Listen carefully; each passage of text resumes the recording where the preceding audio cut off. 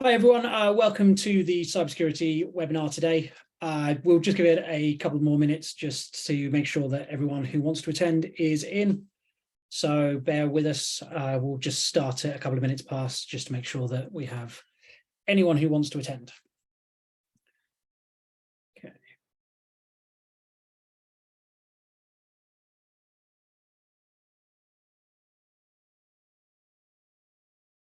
Looks like we still have people entering, so we'll give it sort of one more minute and then we'll get underway. But thank you for joining us today.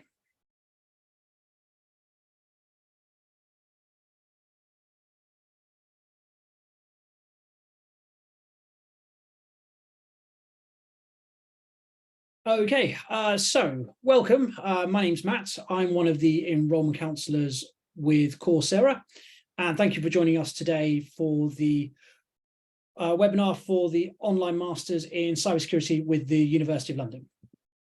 We're going to start by playing a short video about the course to let you know a little bit more about what will be entailed in the programme.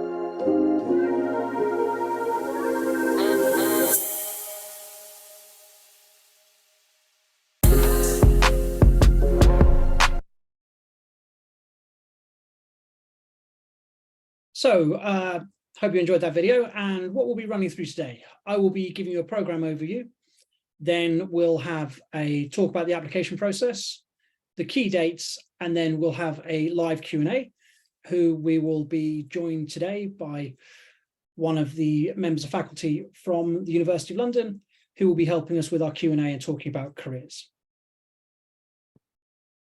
So program overview. Why cybersecurity? So this is a brand new course. It was launched less than a year ago, last October. It comprises of 10 core modules and 1 dissertation project, and it's 100% online. This makes the course self-paced and flexible. Each module is about 12 to 15 hours of study a week, but you can study at any time. There are no designated times that you'll need to be online, and even the live sessions that we hold, we do have the ability to record them so you can watch them back at a later date, and they're not mandatory to attend. Now, what you'll be learning, as I say, There are 10 core modules within this course.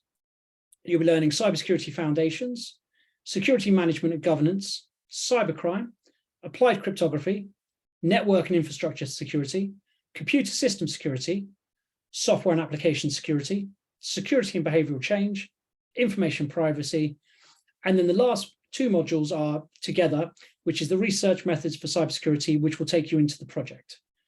This is not a dissertation, though. It's a major individual piece of work which demonstrates your understanding of a chosen field, and it is a personal project to yourself, but it's not as large a work as a standard dissertation and does not carry as much weight.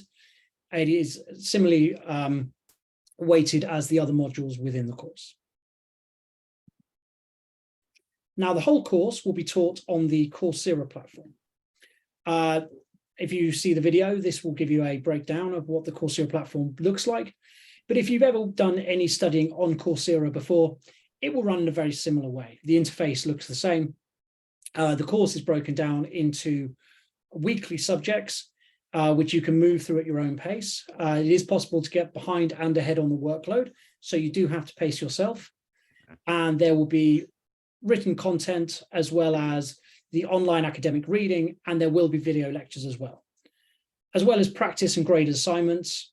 But you'll also be able to talk to both the faculty and the other students through discussion forums, and there will be tutorials with professors. Once again, these aren't mandatory, so you don't have to attend them, but we would recommend that if you aren't able to attend them, you are able to watch them back.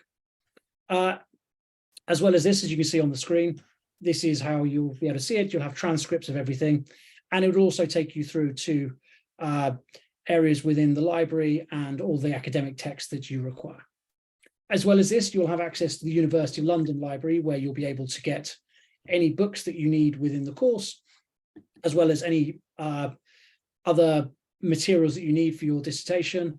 You'll also be able to see your grades, as I enter the discussion forums, check your messages, and all other course info.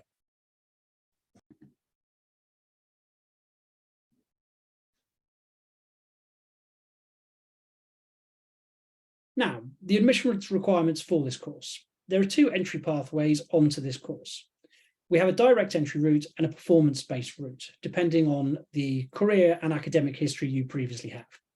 For the direct entry route, we would look for all students to have a UK first-class degree, a UK second-class degree, or a UK second-class lower degree, which in the American system would be a GPA of 2.6 or above. If you have a UK second-class lower degree or an international equivalent, then you do qualify for this course. And that degree doesn't have to be in any particular subject. So we aren't looking for technical backgrounds. This is a conversion course where you are able to enter with any degree. You won't be looking for computer science, mathematics, or any sort of STEM background like other cybersecurity degrees. Now, if you do have a degree, but it doesn't meet the UK second class lower category, and you have a third class degree, then you can still enter the performance-based route. We would like you to have some professional experience or qualifications. And what this means is that you would need to complete 2 modules to up to a grade of 40% or above to be taken on to the master's full-time. And also, as well as proving your academic background, we would look for you to have English language proficiency.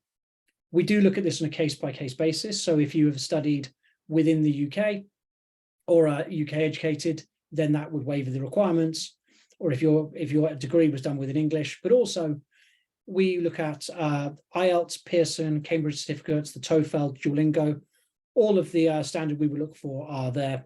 But if you look on our website as well, there is also all of the information that would be required for that.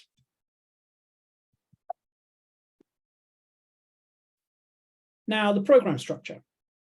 The program length is 2 to 5 years, and it's self-paced, online, and flexible. Now, how this is studied is each module is comprised of a 10-week module, and this needs to be sat as a self-contained 10-week course of learning. You can do up to 2 modules at once, and if you do 2 modules at once, you can complete the course with no study breaks in a minimum of 2 years.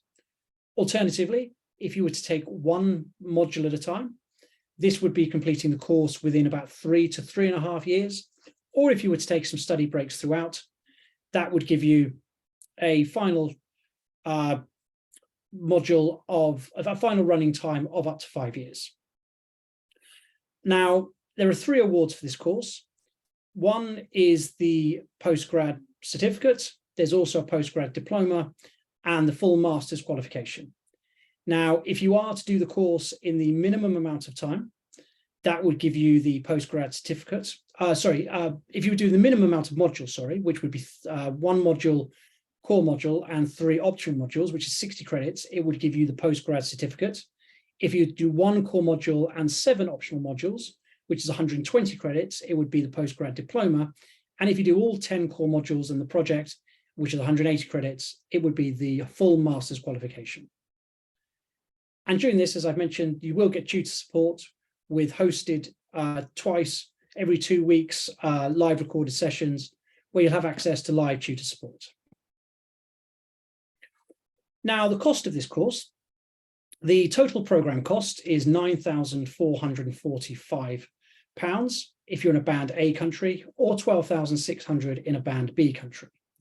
This can be paid as you go, and it's paid directly to the University of London via the student portal online, and the registration and payment deadline is the 12th of September. We will now go through which countries are band A and band B countries. So if you are a band A country, Maria will now be sharing in the live chat the countries and regions. As I say, if you are in a band A country, you will be paying £9,445 for the course. This can be paid in installments, so you don't need to pay for the full cost of the course in advance. So please do look at the countries here to see if you are a band A country. Alternatively, you would be a band B country, which are the countries here.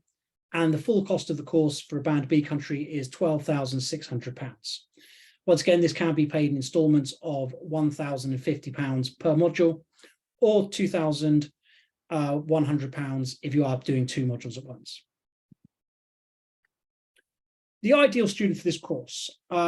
This is, as I say, it's a conversion course, so we aren't looking for people who necessarily have career backgrounds within cybersecurity, although a lot of our students do work within cybersecurity and they're looking for certification and qualifications that would help them further their career. But if you are looking to make a move into cybersecurity, this course would be a good course for yourself. And we're looking specifically for students who are looking to move into roles such as business information security officers, security consultants, and security specialists. And for people who are looking to learn practical applied skills, skills in the field of cybersecurity, and skills to meet the latest industry standards and demands. I can already see we have a couple of questions in the Q&A, so we're going to take a short break now. If you do have any questions you have from what's already been discussed, then please raise them within the Q&A. If I don't answer them, there is a high chance that it is because we will be discussing this within the second half of the webinar. Also, just to let you know, any questions asked, this is quite a broad webinar for all students. So anything that's specific for yourself. So if you're asking questions such as, would I make it onto the course with these qualifications, or I'm from this region, what would I pay? I won't be answering those live, but at the end, there will be a link to book in a meeting with myself or Maria, who is the other enrollment counsellor online with us today. And please book in a meeting with us and we will answer any of those questions one-on-one after the webinar.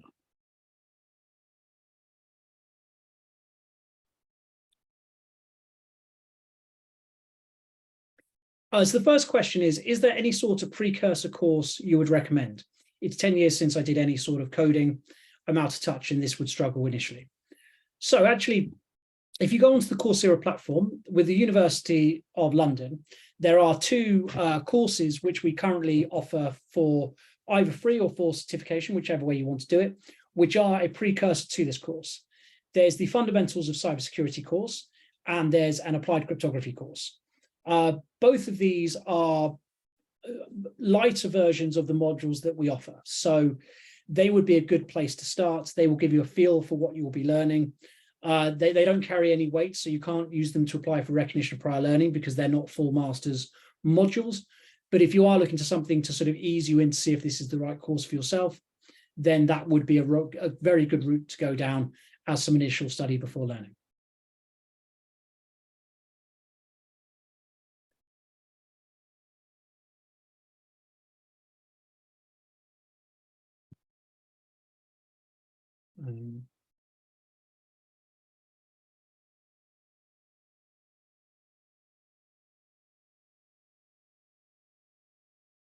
It's not clear how to apply for the PG DIP Cybersecurity through Coursera.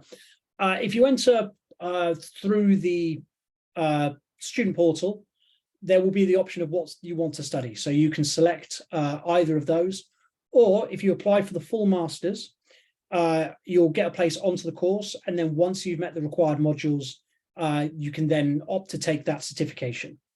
One thing to know is that you can't take certification along the way. So you can't take the postgrad diploma, then take the postgrad certificate, and then take the master's qualification. You only get them as exit awards. So you would leave with just the masters. You wouldn't leave with all three qualifications because they build to the final qualification.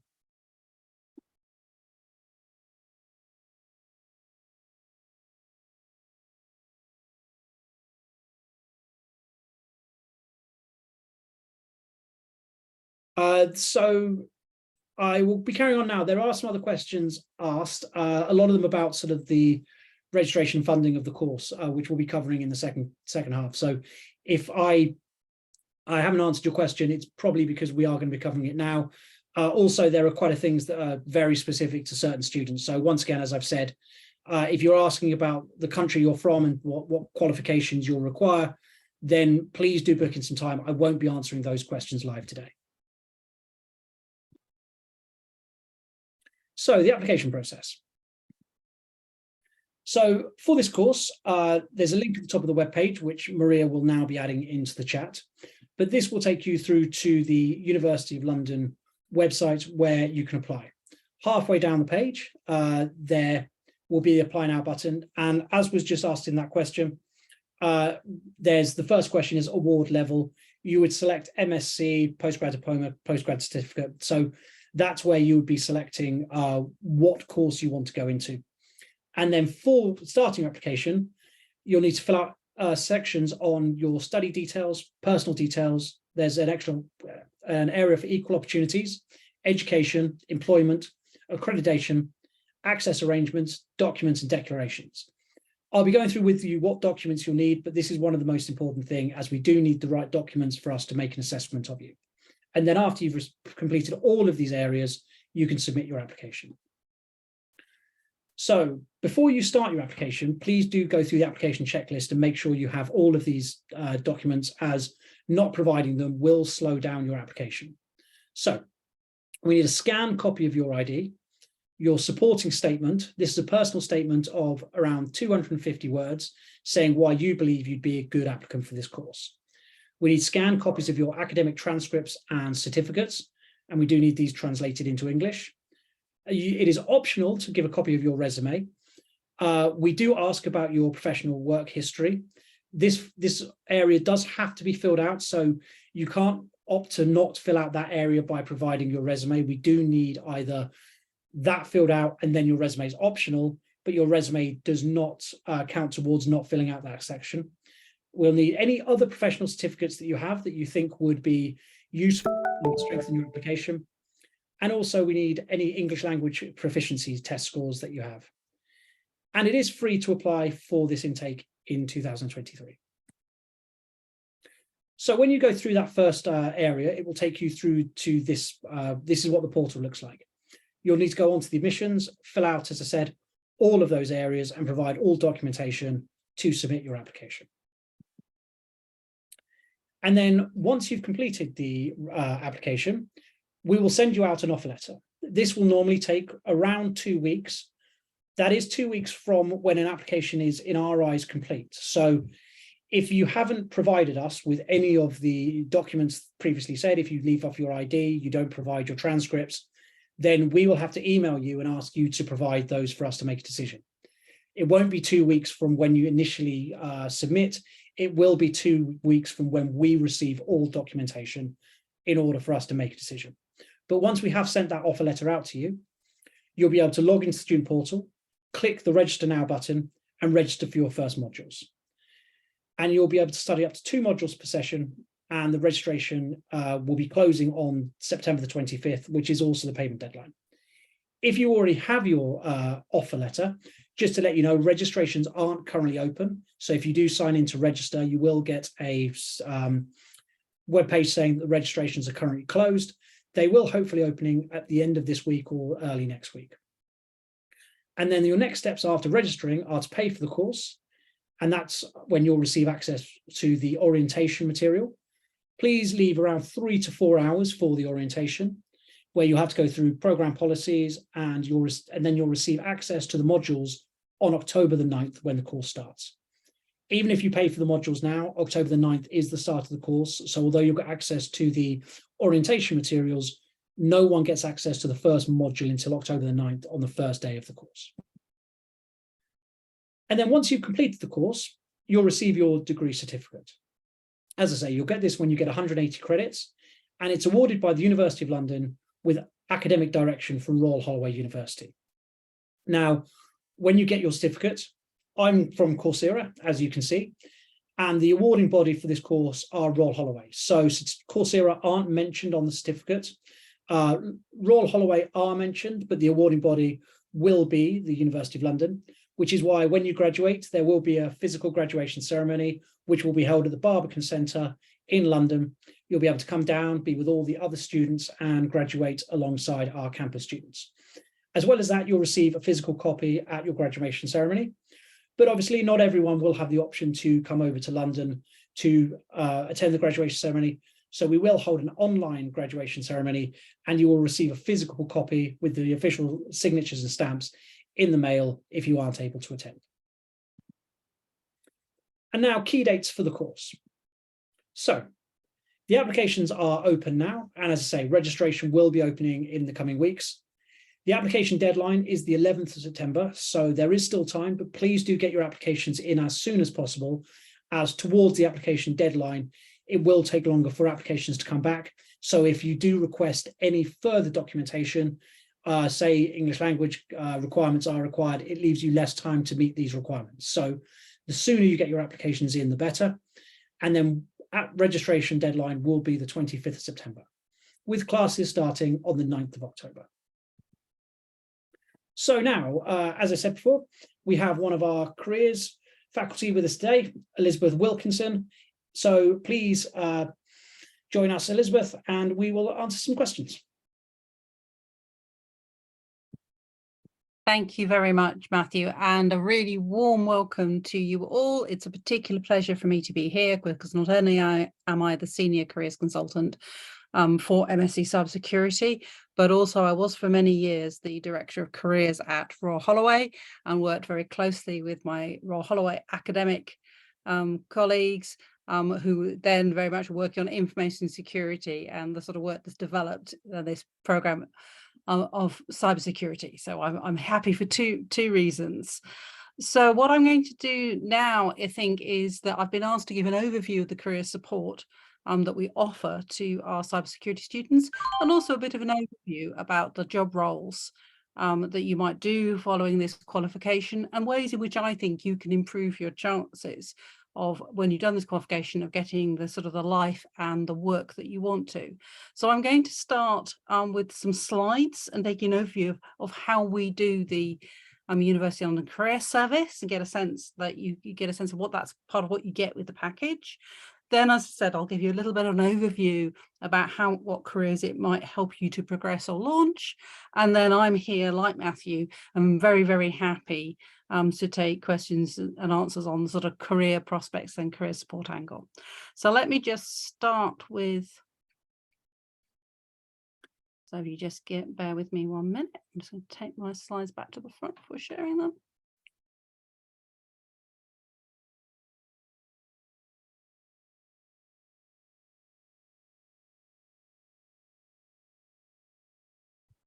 Right, I can see it's just loading up.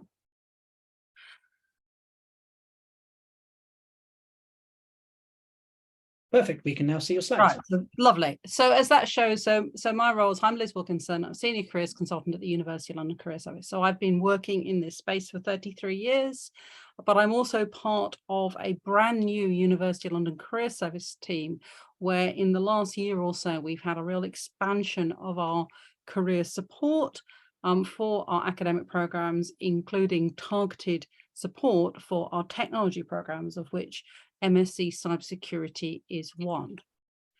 And what's distinctive about our career services, we are a digital only service completely designed to meet the distance learning needs of our 40,000 global students. So our service is designed to provide you with targeted and relevant support where whatever program you're studying. So in this case, it's my job to make sure you get relevant support in terms of cybersecurity. But also, and I can see from the questions and answers, we have of course got prospective students from around the world. So I work with students from 180 countries every week. I'm working in a global classroom, and so we do a lot of material that is looking at global markets and regional markets. I'll come on to that in a moment. But also, what's distinctive about our support is that our students come across the range of career stages. So we have people who are career starters. So it may be some of you are at the beginning of your career, you've done perhaps your first degree and you now think you're doing this as a postgraduate qualification. But often I would also expect for a program of this sort that we have in the room people who are looking to develop their career, that you've got extensive experience in the sort of tech space and now perhaps want to get that strategic promotion or that specialization. But I also would expect to find in the room people who are pivoting and changing their career. And I think one of the great things about our distance learning offer is that our student community has this diversity, and we design our careers provision to account for that. Also, we are very global. So I think that's something I get asked a lot is, for example, I think we've got somebody who's based today in Sri Lanka and then so, recently I did a webinar looking at the global markets, including the tech markets within Asia. So, and we certainly have some students from Sri Lanka in the room at that event. So we do actually produce a global podcast. And I'll be telling you how to get access to that later. But also we do a lot of work on sort of regional labour markets and source jobs from all around the world. So, and what we do through that is, so clearly the course is all designed to improve your academic, technical expert knowledge. And as you will all know, Royal Holloway was an absolute pioneer in this field, and so that's something that the course delivers extremely well. But we as a career service, and my job is to help you convert your academic degree into the better life that you want. I am myself a University of London graduate. Among my other degrees, I've done one of our distance learning programs, and I did a program in digital education because I wanted to develop my career. And that's the motivation of many of our students. So when you're looking at that, then you do, as well as that technical knowledge, you need to have your career development strategy. You need to be building your professional skills. So we use this matrix of skills, very much angled, future facing, thinking about skills such as collaboration, such as emotional intelligence, such as complex problem solving, which are absolutely core. And I'll come to that in a moment. Requirements to progress well in a career within technology and within cybersecurity. So we look at that sort of those professional skills and seek to provide you ways in which you can develop those and demonstrate them to potential employers. So a few ways we do that. So we do a lot of live webinars. And so I've just taken an excerpt here from the program we've just published so if you were to join us this September, I think the program starts in October, so you would be you could access these webinars, which we provide twice 2 iterations to allow for time zones, and also we record them. And one of the things that reasons I highlighted this one, which is it highlights the fact that we also make available to you AI-powered career development tools. So for example, on the 21st of September, I'm going to be highlighting a new tool we're using called Coursera, which uses AI to give you tailored CV feedback and helps you understand about application tracking systems and what they see. So as well as the sort of live content from people like me, you also have a whole digital careers toolbox that help you improve your CV, prepare for interview, research different job markets. We also do targeted provision. So this was probably one of my most popular webinars for my tech programs last year. I did a session on how to leverage your career with GitHub. And this is a sample slide. And one of the things that reason I chose this slide was it shows how very interactive.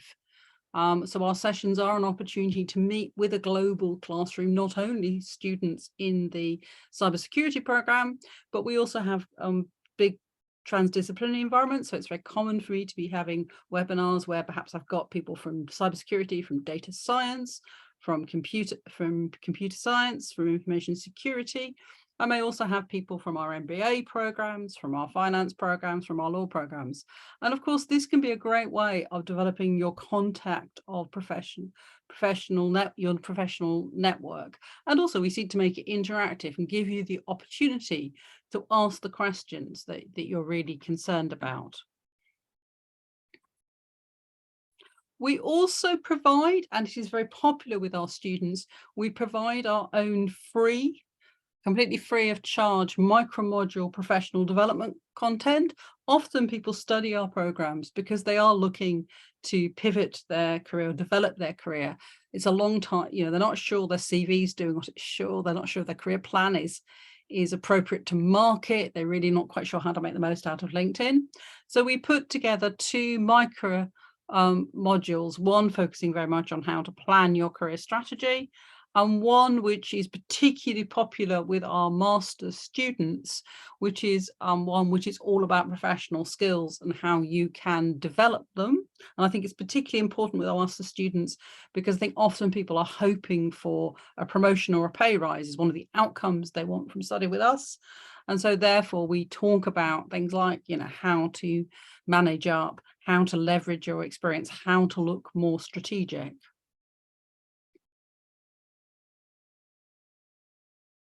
So if you want to get a flavour of the career support, you don't actually have to wait till you are a student with us. So we have a page on LinkedIn, the University of London Career Service page, and you can follow that. That's open access, so you're really welcome to do that, and that will very much give you a flavour of the support we offer.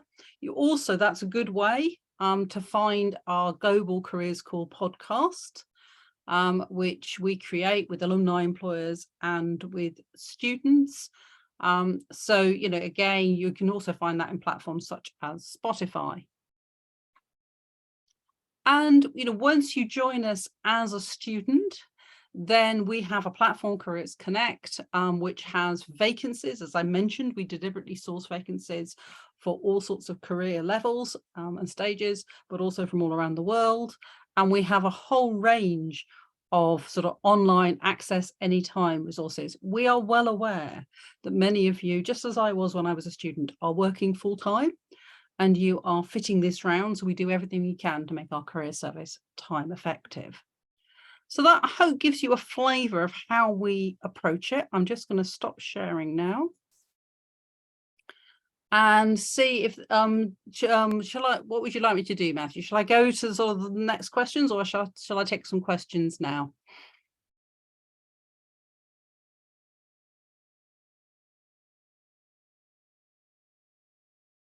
I can't hear you at the moment, Matthew.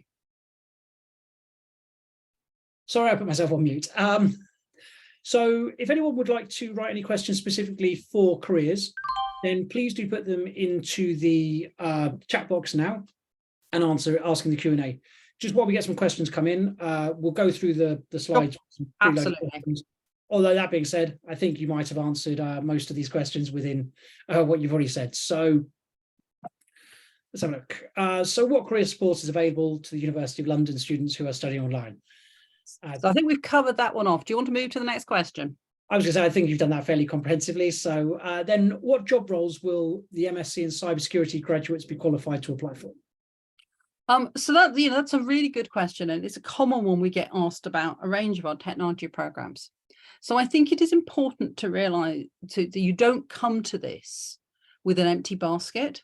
So the job you are likely to do will be influenced by what you have done before, plus the content you learn in the program and the particular angle that you take. So just like any tech roles, you see there's a whole range from consultant, engineer, architect, manager. When you look at cybersecurity jobs, they very much have a very similar structure to many tech roles. The things that it's worth thinking about is how tech do you want to be? How much do you want to be in customer facing, front facing? So it's sort of back end, front end. But also how ambitious are you and how much do you want to do things like strategic policy? Very similar questions when you're looking at tech questions. And within that, you will find all of those roles within cybersecurity. I also think it's worth working out what your angle is going to be. Your career will tend to go better if you have 2 or 3 things that you know a bit more about than your average competitor. So, in this room, we've probably got people who would really enjoy developing a specialism in firewall administration or forensics or incident response or data loss protection. It may be that you don't get a sense of what your angles are until you're into the program. That can be a focus of the project. But I do encourage you to think about that before, the more you think a little bit about, well, where might this lead me? And, a good way of doing this is to do some quick searches on LinkedIn or on Indeed. I mean, when I was doing research for this, both of those, I found a whole range of jobs with cybersecurity in the title. But what I noticed that some of them were very much about helping us persuade the business to do sensible things, or we're a consultancy firm helping us, present both technical and business solutions to that. And some were much more, well, actually, we need you to be doing the technical side of this. So I think it's worth thinking about where you fit on that spectrum. So I hope, and of course, that's not to also to include, and we may have people who work in things like cybersecurity law, cybersecurity governance, cybersecurity policy. So all of these areas are ones where having an MSc in cybersecurity gives you both the overview knowledge, and most of the jobs, even the ones that were quite management facing, stakeholder facing, people facing, they'd often say things like requires a good overview of these main issues. Well, of course, that's something like a course like this, that's what that gives you. And then with some jobs, then they have the particular angle. And that's where your choice of project, your choice of options can help you work out what sort of cybersecurity professional you are. So I hope that gives an overview on that. Should we move to the next question? Yes, thank you. That was a very good answer. And the next one is, what sectors can MSc Cybersecurity graduates work in? Well, I think I would challenge you to find a sector you can't work in. So, because, as we all know, we've had the great digital disruption of the last decade and the digital transformation, very exciting times. And I think one of the really exciting things about cybersecurity is it's still a comparatively new field, and, in terms of on the technology disciplines, and it's evolving fast, and it really matters. So, they always say, if you want, so therefore that gives those opportunities, always like, it's business critical. So fast moving, and it's business critical. That's going to generate some exciting opportunities.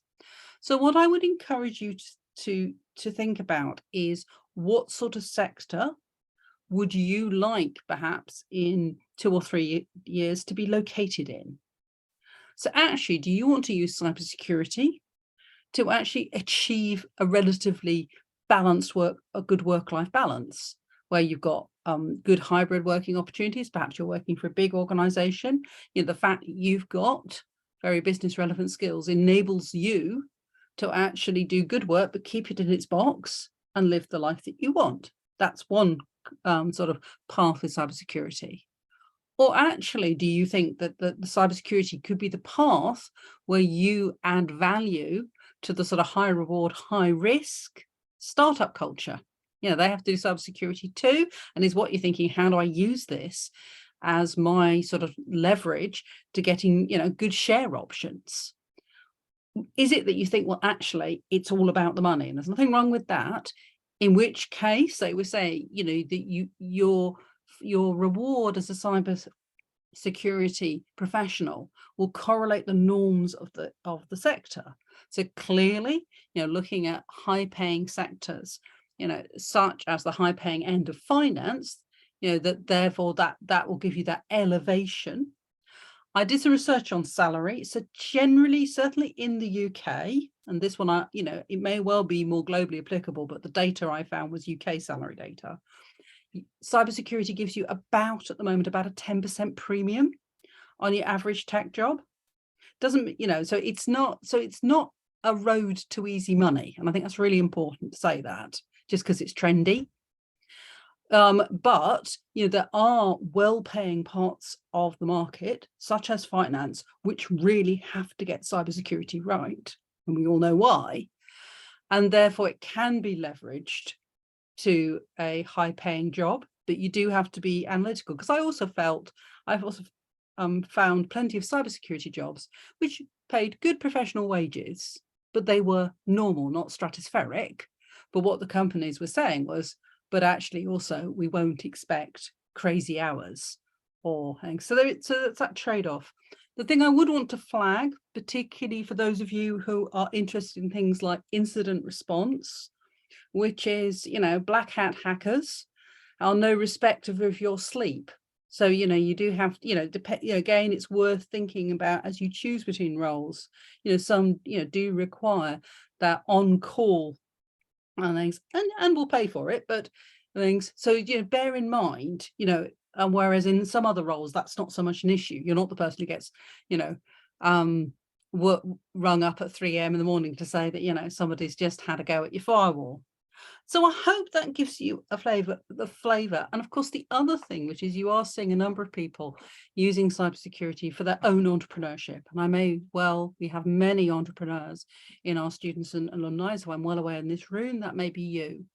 And increasingly, a good understanding of cybersecurity can, can be a really good understanding to have to make your future business ventures more robust. So I hope that addresses that question. I think the interesting thing you said there about sort of like it's all about the money. With some people that is, but I think from a company side, I think the reason there's a premium on a lot of these jobs is that, first of all, I think there's a skill shortage within cybersecurity, but also when you say it's all about the money, I think the reason it's so important for companies to get cyber right is anywhere from the financial industry where they're protecting money to the NHS where they had the big hack the other year and they lost loads of public information and they got huge fines, once again costing them a lot of money, to, I say, cybersecurity companies making money off of implementing this for other companies. I think that it's a sector where it needs to be done right, and sort of data is king, and everyone has a wish to protect that data, because if as a company you have breaches in data, it can cost you very heavily. I think that's the important thing in this role, that sort of protecting data in the current climate is so important that's why I think so many companies are crying out for professionals within this this sector. Absolutely. And let me be clear. I mean, I always like to bring money up front because people sometimes are embarrassed to ask. And if you're you're thinking about an investment in a cause, just like I did mine, one of the things you might be looking at is, what does that, what's my likely financial return on investment? But, Matthew's absolutely right that to some extent, the sort of, the ethics of the white hat hacker, that, it is about what matters to you. And that, going back to the sector question, which is, generally people thrive in environments where the culture suits them and they believe in what they're doing. And, that's part of what we do as a career service, is help people align their values, make their choices by going, actually, this works for my values. And that's also, this helps me provide for my family. So I'm really glad you said that, Matthew, because it's absolutely right. There is a need for this. It is seen as business critical. So all sorts of sectors and organizations are investing in it. But to some extent, what that then looks like in your sort of job remuneration and terms and conditions, to some extent that varies from sector to sector, because the sort of lifestyle that people have if they work within, for example, health environment may be very different from one that people who work in a banking environment. And so when you're making choices, it is actually worth sort of thinking about that, because although the job may be very similar, the tasks may be very similar, the culture, the colleagues, and the sort of lifestyle it enables, can vary, and that's why it's worth making a good fit. So I hope that helps. So I think we had one more question on the sort of the top tips. So actually, one thing that I picked up when I was researching for this and looking at people who were working in cybersecurity at various levels, one thing that kept coming up was actually listening to relevant podcasts. And I think this relates to the fact this is such a fast evolving area, that it's very business critical. As Matthew says, there's a big public interest situations. And I have to thank Coursera. So Coursera, being very well informed, in June published a list of the 5 sort of worth listening to cybersecurity podcasts. So I do hope that you're listening to at least one of the following. So the Darknet Diaries, Cyberware Diary, Malicious Life, Smashing Security, Risky Business. And you may have your own, but I think that is the thing that in terms of your top tips for developing your career. So first of all, here are some top tips I would say. So first of all, make sure you're interested in cybersecurity, that this is a bit of tech that you actually like doing. Those of you who are already working in tech know that you actually have to think the problems are worth solving. You have to enjoy that process of solving the problems.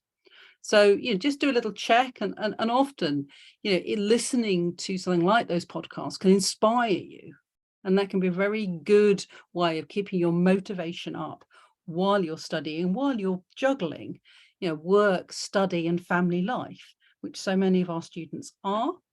Get organized. I speak as a former University of London distance learning student. Manage your time. To make sure that as well as doing the coursework, you have got time to do the sort of career development activities, such as building your network of contacts, such as many people do when they study with us, applying smartly for a job mid-course. It's very common that students will be doing that while they're studying with us, not waiting to the end. And also to look after your health and well-being, because studying while you're postgraduate study, particular program like this, it's demanding, so you have to keep yourself at sort of peak performance. But those, I would say that those are the areas. And then if you do join us in the program, I suppose that I would say 2 things. Listen for your angle, and then what are the 2 or 3 things that are going to be the things you know better than most people, because and start building that now. And look to angle your project. And also, of course, I would say, use your career service. We are funded to help you convert your academic study into the professional and personal outcomes that you want to achieve. And so those things I was highlighting, use us, whether it's our asynchronous resources or whether it's our live resources, then do make sure that you take advantage of that, because we're designed to save you time. So I think that's all for my sort of main bit. I'm very happy to take any further questions or any questions that occur to you, Matthew. So there are a couple of questions. We've got about 10 minutes left for questions. There are a couple in the inbox. So what I'll do is I'll start reading through.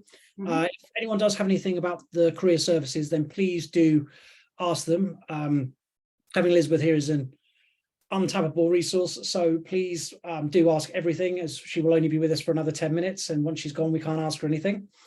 So please do put anything in the question box now. We've got a couple of repetition of questions, so just to make sure we get those covered in the next 10 minutes, I will just run through a couple of questions first, but anything else you have, please put in.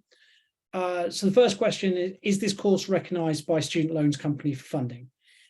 If you are based in the UK, this course is recognised for the student loan, so you can apply for the student loan. Obviously, there are some criteria to that. If you've previously done a master's qualification, you can't get the student loan. If you're not based in the UK, if you've been here for less than 4 years, you aren't able to get the student loan. But if you do meet the criteria, then and you are eligible, then it is possible to apply for the student loan. That was asked by a few different people, so I've answered that. Another one that's been answered by Michael, and then there's the same question anonymously. Can you apply for the postgrad diploma, complete it, and then further down the line complete the MSc? That's a really good question. You can do that, but you'd need to, you'd only get the postgrad diploma if you've left the course, and you would need to reapply for the masters. And the big thing here is when you apply for the masters, you will have to hand back your postgrad diploma. So you wouldn't be able to leave, keep the postgrad diploma, and then gain the masters.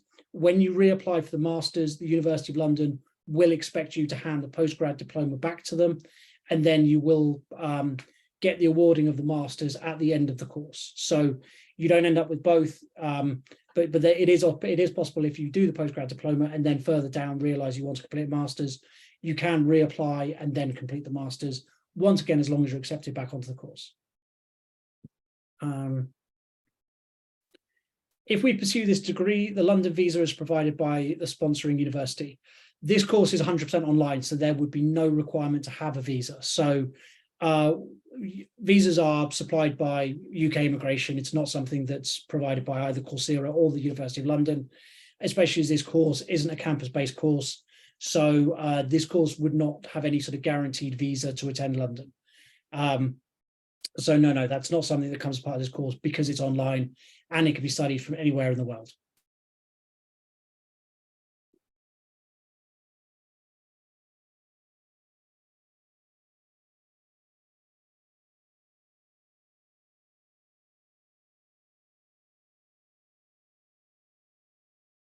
Another question asked is about financial aid and scholarships. At this time, neither Coursera or the University of London are offering any financial aid or scholarships for this course. It is a paid course, and each student would need to be able to pay. As previously discussed, the financing for the course can be broken into installment payments, but it is a paid program, I'm afraid.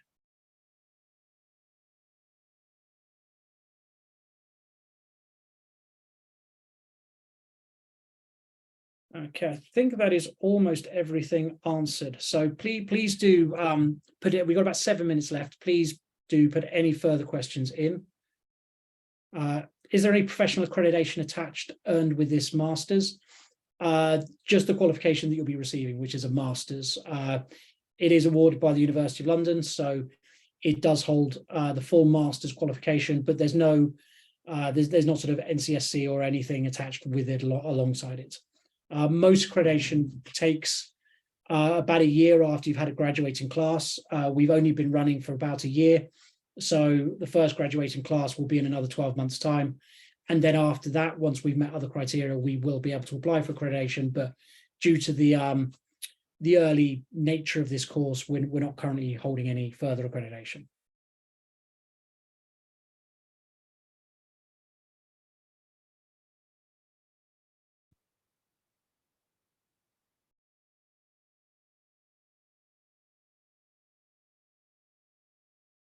How can we track our application and acceptance? Once you've submitted your application, keep an eye on your inbox. If there's anything further that's required from the application team, they'll email you. There's nowhere into the portal to sort of request sort of further updates. It takes about 2 weeks to get the offer back. So keep an eye on your inbox, and anything further requested will be emailed across to you, so you shouldn't miss it.